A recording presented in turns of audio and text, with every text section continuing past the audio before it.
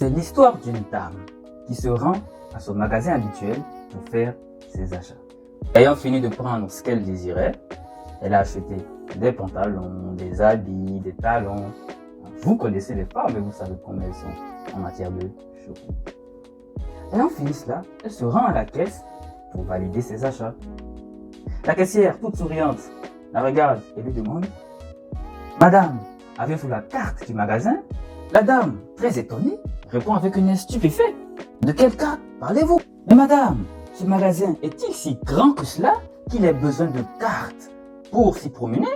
En réalité, pour ceux qui s'y connaissent en shopping, on ne parle pas là de cartes comme la carte des pays ou la carte des continents dans lequel on visualise l'espace occupé par ce continent.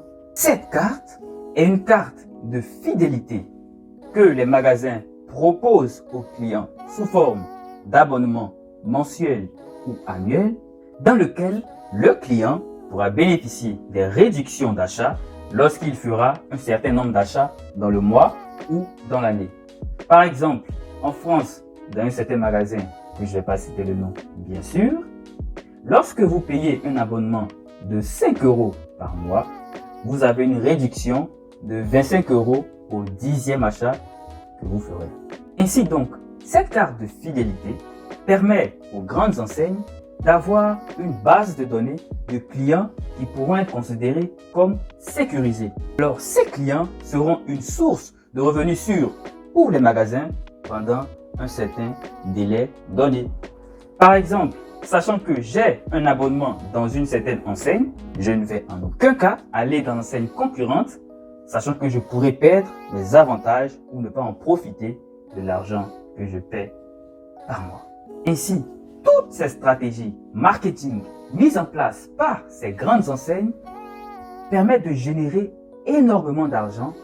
On parle en France de plus de 84 milliards d'euros. Nous allons voir dans cette vidéo les chiffres de cette industrie, ce qu'elle génère et comment est-ce qu'ils font pour que vous consommez.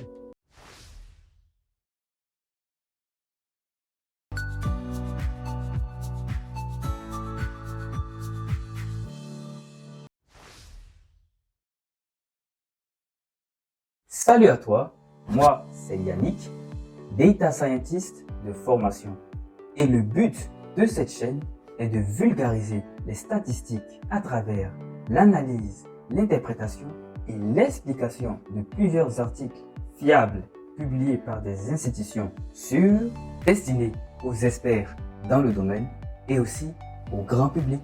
Alors, si ce projet t'intéresse, n'hésite pas à t'abonner et d'activer la cloche de notification. Tu recevras ainsi des informations lorsque nous publierons une vidéo et surtout, n'hésite pas à liker celle-ci et à la partager. Ces analyses te permettront de prendre conscience des réalités des choses et de les changer à ton avantage. Le savez-vous? En France, en 2015, 7,3% du budget d'un foyer était consacré à l'apparence physique. Lorsqu'on parle d'apparence physique, on parle en réalité d'achat de vêtements, de bien-être corporel, pommade, soins, gommage, etc. On parle aussi de cheveux, de shampoings. Pour résumer, dans apparence physique, nous mettons toutes les dépenses qui permettent d'améliorer le visuel d'un être humain. Par conséquent, en 2015, en France, 3 000 € par an ont été dépensés en moyenne par chaque foyer dans le budget apparence physique. Alors pourquoi parler de 2015 lorsqu'on est en 2022? Parler de 2015 nous permet d'avoir une idée des chiffres en 2022. Cependant, nous savons que depuis 2015, le budget alloué aux apparences physiques dans chaque ménage ne fait qu'augmenter. D'abord avec la multiplicité de l'offre qui est proposée et aussi avec l'inflation qui concerne ces domaines d'activité.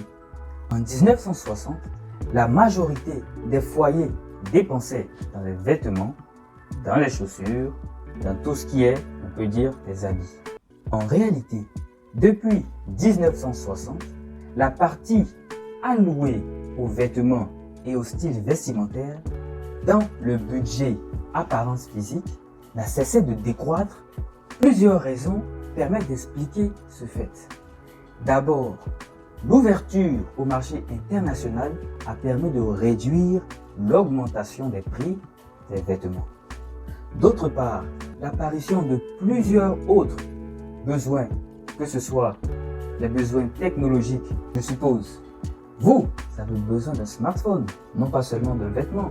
Dans votre budget, vous avez celui des vêtements, celui du smartphone, de la connexion Internet, et j'en passe. Alors, qu'est-ce qui a causé cette baisse de prix? La première raison est l'ouverture au marché international. Cette ouverture au monde international a permis de faire arriver des produits dont le prix est inférieur aux produits distribués dans le pays.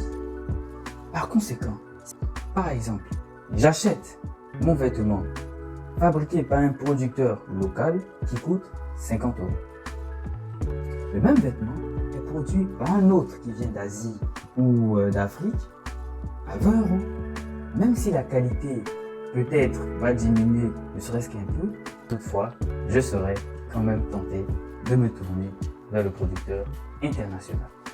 Ainsi donc, le marché des vêtements a connu une hausse des prix très faible. Entre 1960 et 1973, le prix moyen d'un vêtement a augmenté de 4,9%. Par contre, entre 1973 et 2015, le prix a augmenté de seulement 0,4%. Ainsi donc, les prix ont augmenté d'une façon très basse depuis 1973. D'autre part, entre-temps, de nouveaux besoins ont évolué. Actuellement, on a des loisirs aujourd'hui d'autant plus intéressants. On a des produits de beauté d'autant plus variés. Et aussi, on a high-tech qui sortent sur le marché. Par conséquent, si l'on doit faire ses achats, on doit penser et aux vêtements, et à la coiffure, et aux produits de beauté, et au téléphone, et j'en passe. D'autre part, souvenez-vous bien, la crise de 2008 a permis de réduire de façon drastique les revenus des foyers. Ainsi donc, les ménages ont freiné certaines dépenses arbitraires au profit des dépenses prioritaires. Et la dernière cause, la plus importante, et qui est de loin celle qui a totalement changé le marché des vêtements, est le développement des grandes chaînes de prêt-à-porter. En effet, cette période a connu la naissance de plusieurs mastodontes de l'industrie textile aujourd'hui, dont Zara. Rendez-vous pris pour la semaine prochaine pour un autre numéro sur un terme que vous apprécierez. Surtout, n'oubliez pas de me dire en commentaire d'autres sujets dont vous voulez parler ou aborder. À très bientôt.